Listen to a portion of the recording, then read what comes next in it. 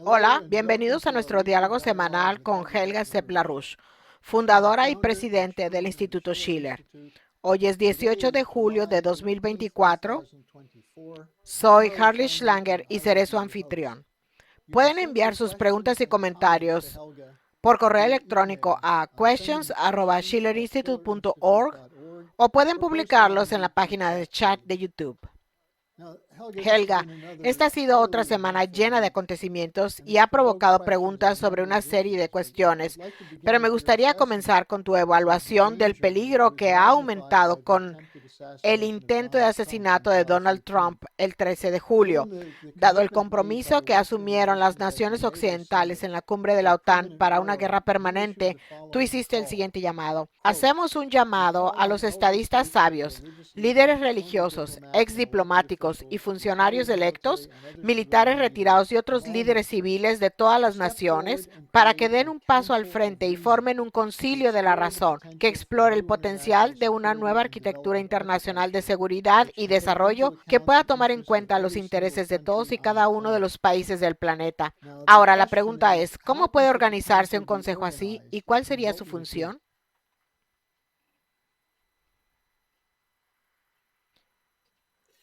En primer lugar,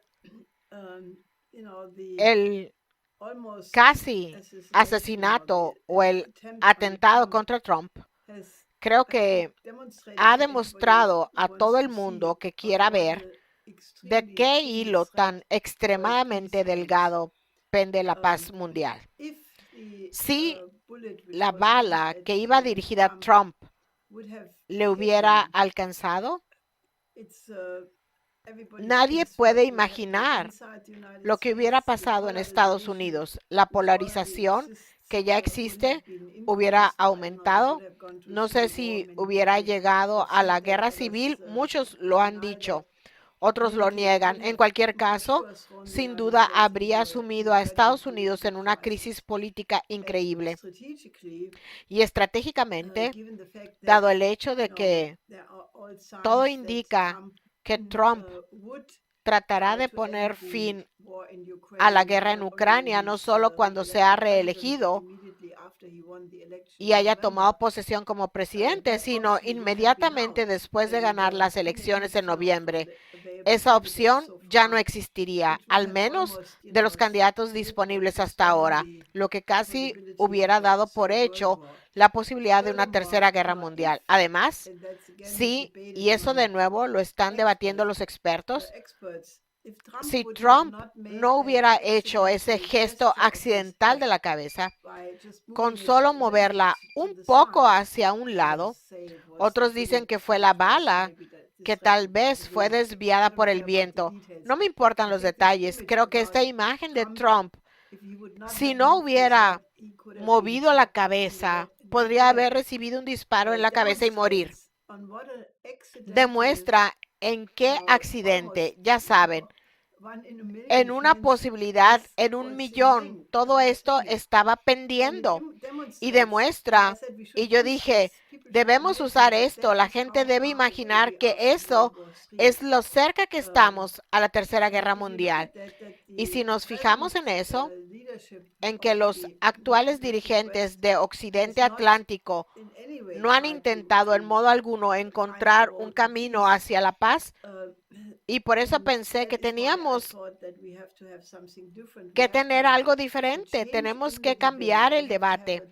Tenemos que tener un debate en el que estadistas sabios y el resto de categorías que acabas de leer, de personas de todas las naciones, den un paso al frente y hagan un llamado al mundo para que se tome el camino de la paz. Y en mi opinión, y ya lo dije hace 2 años y medio después de que la operación militar en Ucrania comenzara, porque estaba claro cuál era el potencial. Dije en ese momento, ya, y hemos organizado a favor de eso desde entonces, desde hace 2 años y medio, que en mi opinión, teniendo en cuenta todos los factores, la OTAN, el ascenso de China, la satanización de Rusia, las muchas otras cosas que están sucediendo, que creo que la única manera de tener la paz es tener en la tradición de la paz de Westfalia, una nueva arquitectura de seguridad y desarrollo que de hecho tenga en cuenta los intereses de todos y cada uno de los países del planeta. Porque siempre que se aplicó ese principio, como en el caso de la paz de Westfalia, condujo a la paz. Cuando se descuidó eso, como el no tener en cuenta los intereses de todos, condujo a la siguiente guerra. Y el peor ejemplo de ello es el Tratado de Versalles, en el que se dejó de lado tanto el interés de China como el de Alemania, y por lo tanto solo fue el preludio de la Segunda Guerra Mundial.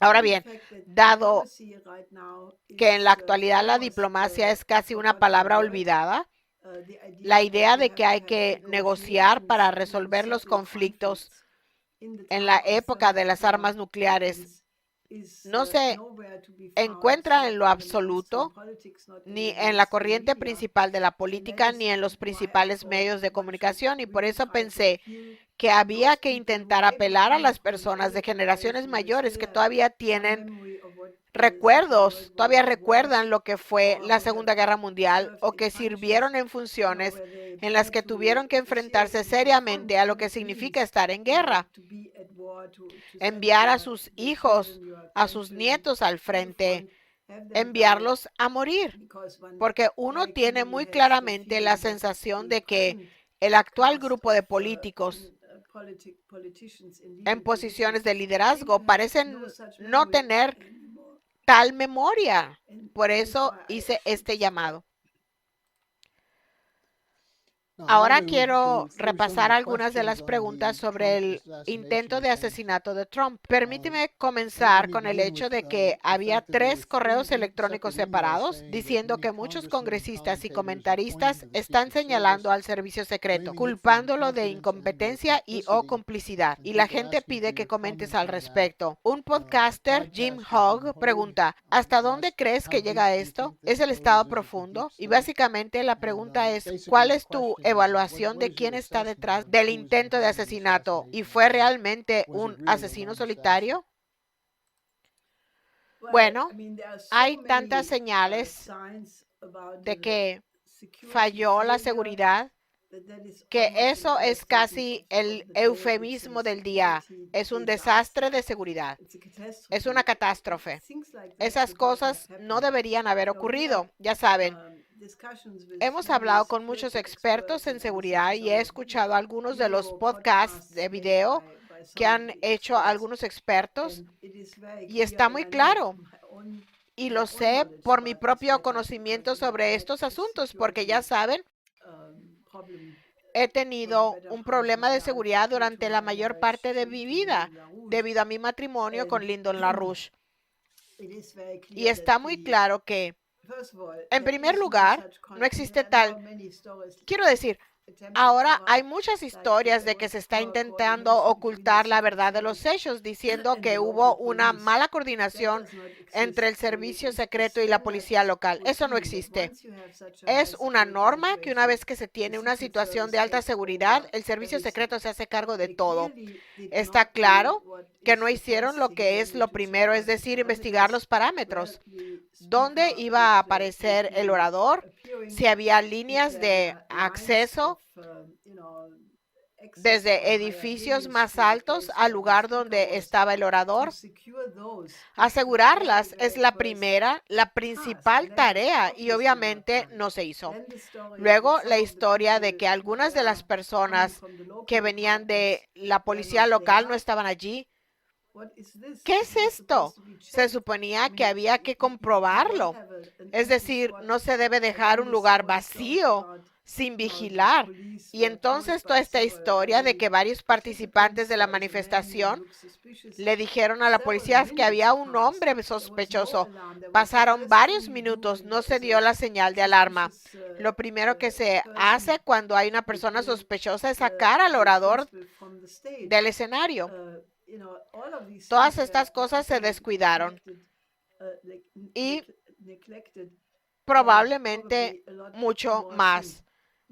Estas cosas son tantas y son tan increíbles. Ahora vienen con este cuento de que Irán supuestamente estaba tramando un intento de asesinato contra Trump. Eso parece una pantalla que inventaron demasiado tarde. Creo que la única esperanza de llegar al fondo de esto es que el propio Trump se asegure de que la investigación esta vez no lleve a un encubrimiento. Ya saben, el asesinato de Kennedy fue un encubrimiento, al igual que todos los otros asesinatos también. Y solo cabe esperar que Trump haya aprendido la lección, porque él, que criticó muchas de estas cosas en su primer periodo, por alguna extraña razón no publicó o no hizo público el expediente del Russiagate, con lo que lo estuvieron acosando durante los años de su presidencia, y podría haber ordenado que se publicaran todos estos archivos. No lo hizo. Sigo sin entender por qué no lo hizo, porque eso habría revelado quién lo estaba atacando y quién intentaba destruirlo. De la misma manera, no dio el paso final para publicar los archivos de John F. Kennedy, que de nuevo habrían revelado mucho sobre las circunstancias, el encubrimiento, el probable encubrimiento, el casi seguro encubrimiento de la Comisión Warren y todas estas cosas. Así que yo le diría a las personas que votan para que Trump sea presidente que deben asegurarse de que su segundo periodo presidencial, si es que llega a salvo a noviembre, ese es otro periodo extremadamente peligroso. Deben asegurarse de que esta vez estas preguntas se respondan de manera satisfactoria. Hay una pregunta más sobre la situación de Trump que es interesante. Es de otro podcaster estadounidense que escribió que sospecha que esto ocurrió justo después de la reunión de la OTAN, que tenía la misión no oficial de hacer a la OTAN a prueba de Trump. Y escribe: dado lo que has informado sobre Gladio y la OTAN, ¿podría la OTAN haber estado involucrada en el intento de asesinato? Bueno, esa pregunta se la han hecho muchos expertos de seguridad, porque la operación Gladio sin duda utilizó redes muy impías que quedaban de la Segunda Guerra Mundial. Trabajaron con la operación Gehlen en Alemania, usaron las antiguas redes nazis, usaron todo tipo de cosas. Eso fue en los 70s. Así que ese es un hecho probado que se ha publicado en muchos libros muy bien documentados. En cuanto a los asesinatos posteriores, si quieren saber más al respecto, hace varios años publicamos un informe especial sobre el Buró Internacional de Asesinatos, donde investigamos los asesinatos no aclarados en Estados Unidos de Kennedy, de Robert Kennedy, Martin Luther King, Malcolm X, los líderes africanos de Italia, Mattei y Aldo Moro, y los 20 atentados contra Charles de Gaulle. En Alemania hubo muchos líderes destacados de la ciencia y la industria: Siegfried Buback, Jürgen Ponto, Rohwedder, Herrhausen. Todos ellos siempre fueron blancos de ataque. Siempre se trataba de personas que eran de una importancia nacional. Y quiero mencionar el caso de Alfred Herrhausen. Él era presidente del Deutsche Bank y fue asesinado el 30 de noviembre de 1989, 2 o 3 semanas después de la caída del muro de Berlín. Y esto representó un cambio total, porque él era alguien que seguía en la tradición de la banca industrial. Había hecho propuestas muy importantes para el desarrollo de Polonia y otros países del Comecon, que estaba muy en línea con lo que Lyndon LaRouche proponía en ese momento, y estaba a favor del alivio de la deuda de los países en desarrollo. Así que cuando lo asesinaron, eso significó un cambio en la política, una señal. Y Fletcher Prouty, que era un oficial del Pentágono, que apareció en la película JFK de Oliver Stone como el señor X, nos dio una entrevista en ese momento y dijo que el asesinato de Herrhausen es tan importante para Alemania en términos de cambio de paradigma como lo fue el asesinato de John F. Kennedy para Estados Unidos, lo que llevó a un cambio de paradigma total, eliminando el optimismo ilimitado de John F. Kennedy a través de decirle a la gente, podemos dispararle a su presidente, incluso podemos encubrir el hecho y ustedes no pueden hacer nada al respecto. Y son este tipo de cosas las que tienden a inducir serios cambios de paradigma en la historia de una nación. Así que en todas estas cosas, siempre se planteaba la cuestión de si estos supuestos terroristas como las Brigadas Rojas, el grupo Baader-Meinhof, especialmente la tercera generación del grupo Baader-Meinhof, son un fantasma. Nunca existieron. Y la sospecha de que esto se hizo con la ayuda de los servicios secretos, tal vez incluso utilizando estructuras de la OTAN en términos de escondites, etcétera.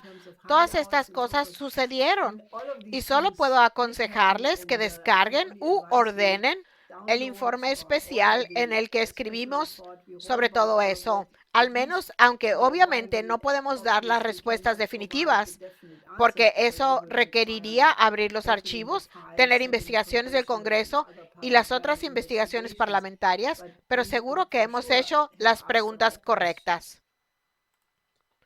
Están escuchando a Helga Zepp-LaRouche, fundadora y presidente del Instituto Schiller. Ella también fundó la Coalición Internacional por la Paz. Y hoy lo diré correctamente, Helga. Se reunirá el viernes 19 de julio de nuevo. Así que la gente debe registrarse y participar. Ahora, pasemos un poco a la crisis en torno al presidente Biden. Este es un correo de alguien que firma, exdemócrata frustrado. Escribe, creo que la destitución o el retiro de Biden es inevitable, pero no veo otra alternativa que Robert F. Kennedy Jr., que es bueno, excepto cuando se trata de Israel. ¿Cree usted que existe alguna posibilidad de que se le pueda convencer de que abandone su adhesión al sionismo radical de los colonos? Si supiera por qué Robert Kennedy Jr. está promoviendo eso, sabría la respuesta con más certeza. Puede que tenga que ver con el financiamiento, puede que tenga que ver con que la gente piense que necesita ciertos donantes y ya saben. Y en cualquier caso, creo que Kennedy ha hecho algunos puntos muy importantes, creo que lo dice en serio, especialmente cuando habla del discurso de paz de su tío.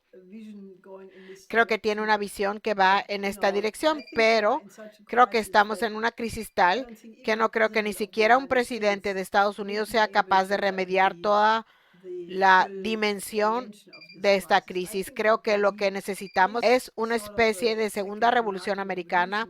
Lo que quiero decir con esto no es algo violento. Soy una defensora absoluta de la no violencia. Pero lo que quiero decir con esto es que los padres fundadores eran todos, y estoy segura de que había muchas madres fundadoras entre ellos también, desempeñando papeles destacados.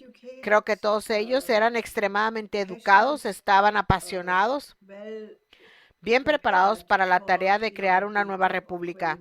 Y creo que ese es el mayor problema que tenemos hoy, que la gente se ha vuelto tan pequeña, o mucha gente se ha vuelto tan pequeña que se deja distraer. Quiero decir, Alemania acaba de celebrar el campeonato europeo de fútbol y durante 4 semanas se podía ver los estadios llenos de adultos gritando y chillando y entraban en arrebatos y se ponían como locos según cómo iba el partido o lo que hacía su equipo favorito o no tan favorito.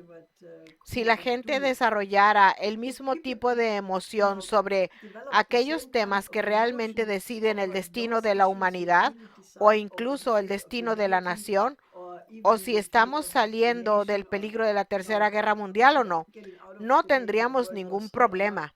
pero la gente se deja distraer por entretenimientos cada vez más banales, por fantasías vacacionales, por todo tipo de distracciones, permitiendo que el nivel cultural baje y baje y baje.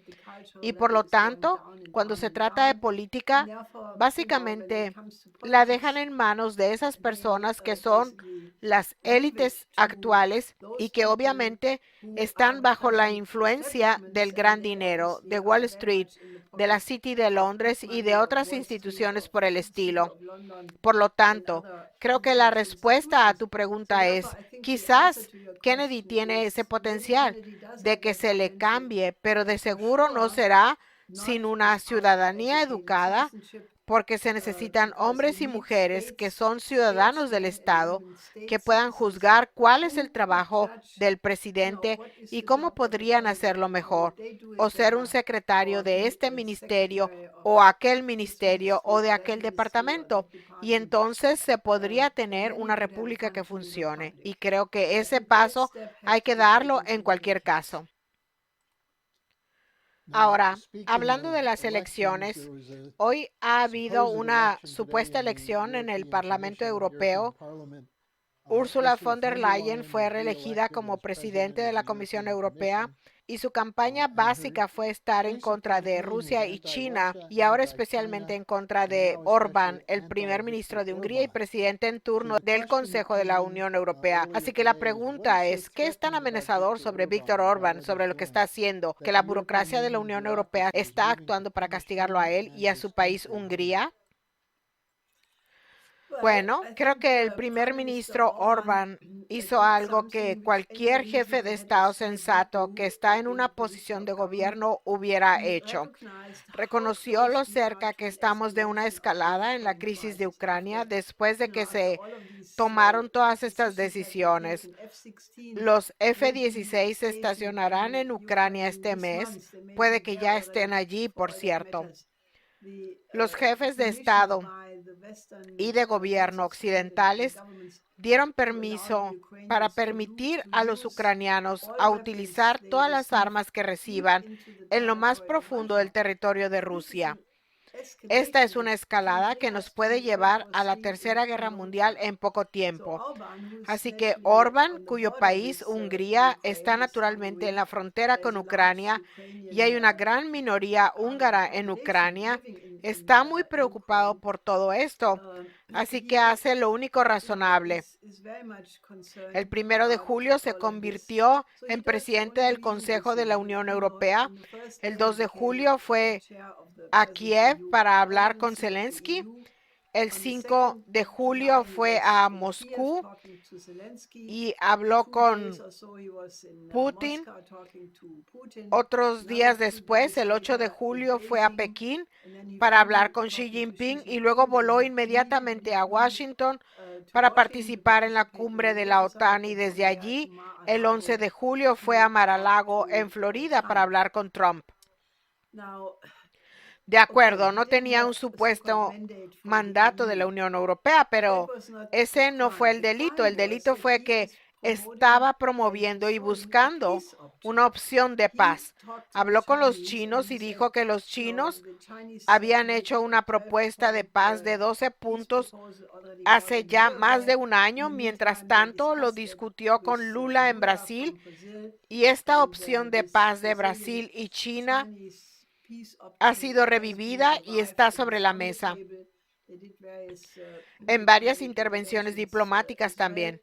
Y eso es lo que no está permitido, porque si nos fijamos en la política de la Unión Europea y de la OTAN, naturalmente, para el caso o de Estados Unidos o de los británicos, en ningún punto durante 2 años y medio han buscado una opción de resolver la crisis de Ucrania mediante la paz, en lugar de la guerra.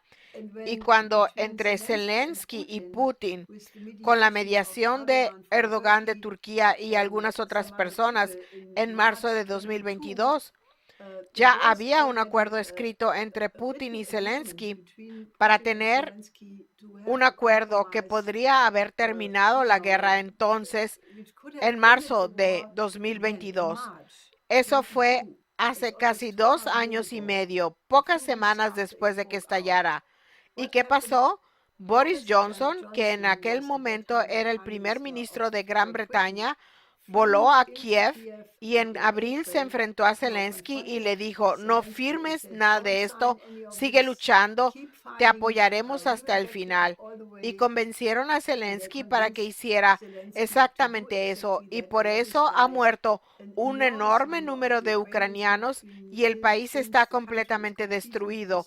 Naturalmente también han muerto un gran número de rusos, pero muchísimos más ucranianos. Así pues, Ucrania ha sido víctima de este enfrentamiento geopolítico de Occidente, de la OTAN contra Rusia, y la paz por parte de Occidente no fue en ningún momento una opción. Hay muchas declaraciones, ya saben, Baerbock, esta incalificable ministra de Asuntos Exteriores alemana, dijo, tenemos que arruinar a Rusia.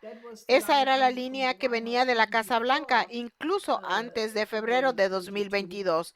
Hay una famosa declaración de dos altos funcionarios de la Casa Blanca que decían que de lo que se trataba era de impedir que Rusia tuviera nunca acceso a la tecnología avanzada para reducirla a ser un país exportador de materias primas.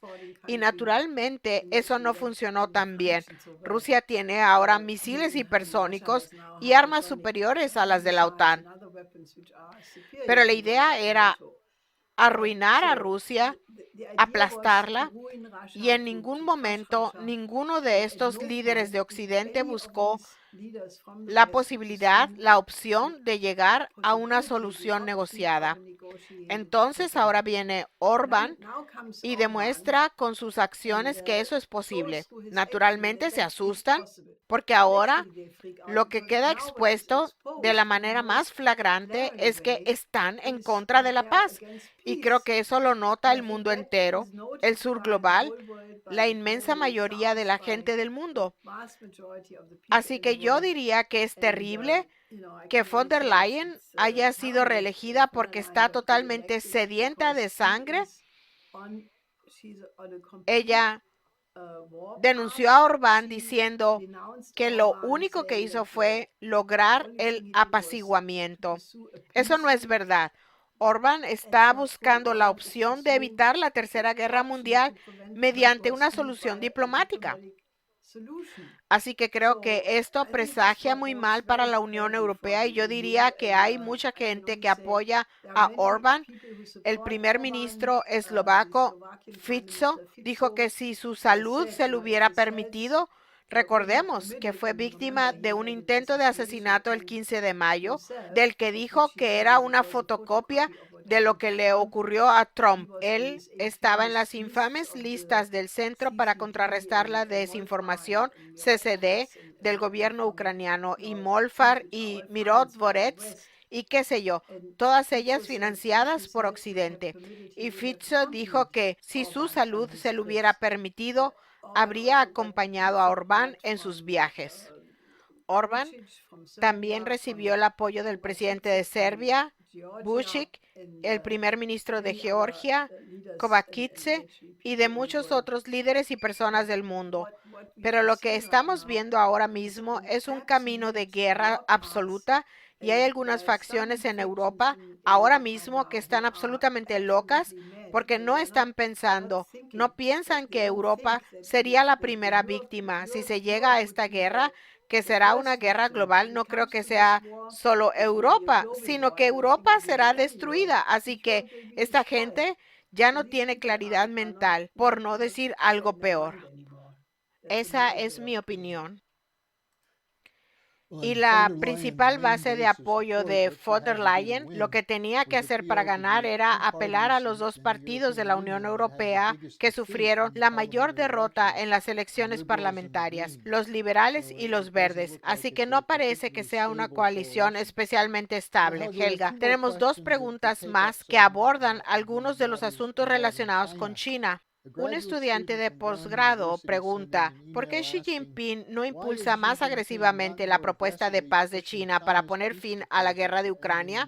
¿Se está echando atrás China debido a las amenazas de sanciones y guerra comercial? No sé si esa caracterización es la que yo apoyaría. Creo que China está haciendo mucho. El problema es que China, para ser un intermediario honesto, está intentando por todos los medios no tomar partido.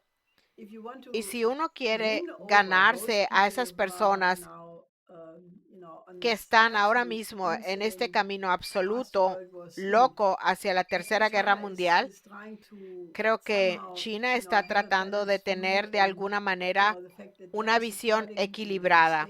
Y el hecho de que está apoyando, y lo ha dicho claramente, que apoya plenamente la iniciativa de Orbán, no sé si podría hacer más.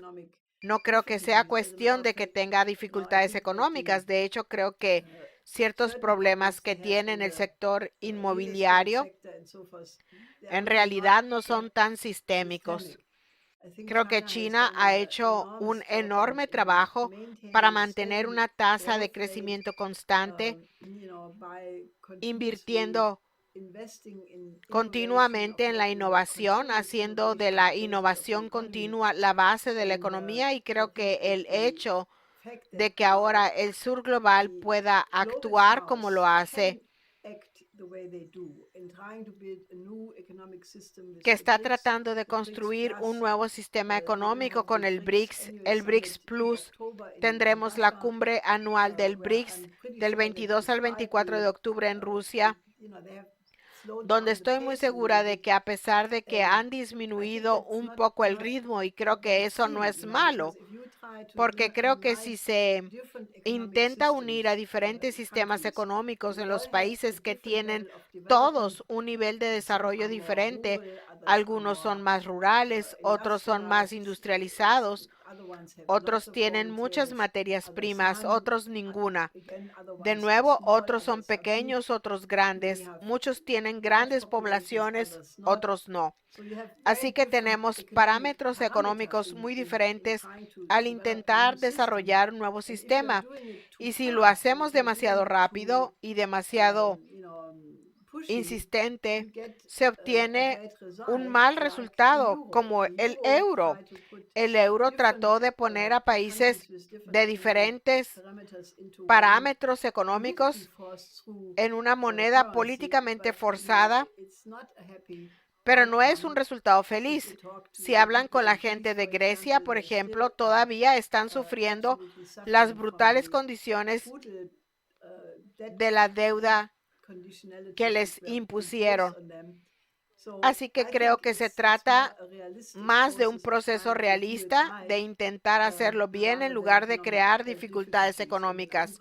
Y estoy muy segura de que anunciarán en Kazán, Rusia, en octubre, algunos nuevos miembros, y el esfuerzo para tener monedas propias, para tener comercio entre ellos en la moneda nacional. Todo eso está procediendo, y no respondería a lo que implicaba tu pregunta, que lo están haciendo por razones irrazonables. Bueno, se nos han acabado las preguntas, Helga. Mañana, viernes 19 de julio, presidirás otra reunión de la Coalición Internacional por la Paz. ¿Quieres decir algo al respecto brevemente? Sí, el tema será sin duda el nuevo llamado que he hecho a estadistas sabios y a otros funcionarios militares retirados, médicos retirados, científicos retirados, para que den un paso al frente y representen a un concilio de la razón. Creo que es muy importante porque todavía hay muchas organizaciones que quieren la paz en todo el mundo. Muchas de ellas no se conocen entre sí, o no tienen contacto entre sí, o simplemente están aisladas. Y creo que es necesario de alguna manera, y realmente espero que algunas personas extraordinarias se reúnan, y solo el hecho de que tal proceso esté ocurriendo, esperamos va a convencer, porque mi evaluación es que se tiene En muchos países de Occidente en este momento, estas facciones belicosas de la guerra, algunas de ellas no tienen remedio, llegarán hasta el amargo final de la Tercera Guerra Mundial, pase lo que pase con la especie humana. Pero eso no lo es todo. También hay gente que dice, sí, puede ser, no estoy totalmente de acuerdo con esto, pero ya sabes, tengo que obedecer órdenes, porque si me opongo, perderé mi escaño en el Parlamento. No me volverán a permitir ser candidato en las elecciones, así que sigo la corriente para llevarme bien. Y esa actitud de ser oportunista y seguir la corriente para llevarla bien es la más despreciable de todas, porque mi finado esposo, Lyndon LaRouche, siempre criticaba esa mentalidad porque eso es lo que la Biblia llama los tibios, aquellos que no son totalmente malos, pero tampoco tienen el valor de ser buenos. Y también hay mucha gente que es completamente ignorante y no tiene ni idea de lo cerca que estamos de la Tercera Guerra Mundial. Así que espero que con la idea de un concilio de la razón, las personas de todo el mundo den un paso al frente y digan, somos la especie intelectualmente más avanzada del planeta y probablemente del universo, porque no hemos conocido a nadie de otra estrella que pueda ayudarnos. Así pues, somos la especie dotada de la razón y si no mostramos la capacidad de evitar nuestra propia extinción, entonces simplemente no somos moralmente aptos para sobrevivir. Así que dado que se trata de un asunto muy serio, espero de verdad que esto tenga éxito y hago un llamado a todos ustedes para que nos ayuden a encontrar a esas personas. Si usted es uno de ellos, póngase en contacto con nosotros. Dé un paso al frente. Si alguien tiene una idea de quién podría formar parte de ese concilio de la razón, díganos y trabajemos para encontrar y contactar a esas personas. Así que todo esto será sin duda un tema de debate. Mañana, naturalmente, habrá una discusión sobre la implicación del intento de asesinato contra Trump. ¿En qué situación estamos estratégicamente? El hecho de que ahora el canciller Scholz, esta persona, tengo que cuidar mi lenguaje, aceptó que Estados Unidos tomó la decisión de colocar misiles de largo alcance en Alemania, que tienen alcances mucho más largos que incluso el Taurus. Estas armas pueden llegar mucho más allá de Moscú. Y Scholz se limitó a decir, Estados Unidos tomó esa decisión y él está de acuerdo con ella. ¿Dónde está la soberanía? ¿Dónde está el interés propio del pueblo alemán? Y cuando ocurrió algo similar en los años 80 con los misiles de medio alcance, el Pershing 2 y el SS-20, hubo cientos de miles de personas en las calles. Todo el mundo sabía que estábamos a pocos minutos de la Tercera Guerra Mundial. Así que ese será un tema de debate. Y naturalmente, la escalada de la situación en el sudoeste asiático, la horrible catástrofe y el genocidio en curso en Gaza. Seguro que se hablará de ello, de la necesidad de impulsar aún más el plan Oasis y de la necesidad de contar con una nueva arquitectura de seguridad y desarrollo para todo el mundo. Así que es muy interesante y si quieren saber lo que dicen los principales expertos del mundo, algunos de ellos deberían unirse a nosotros mañana. Y esa es una oportunidad para participar en la creación de toda esta nueva arquitectura que es esencial. Así que gracias por acompañarnos.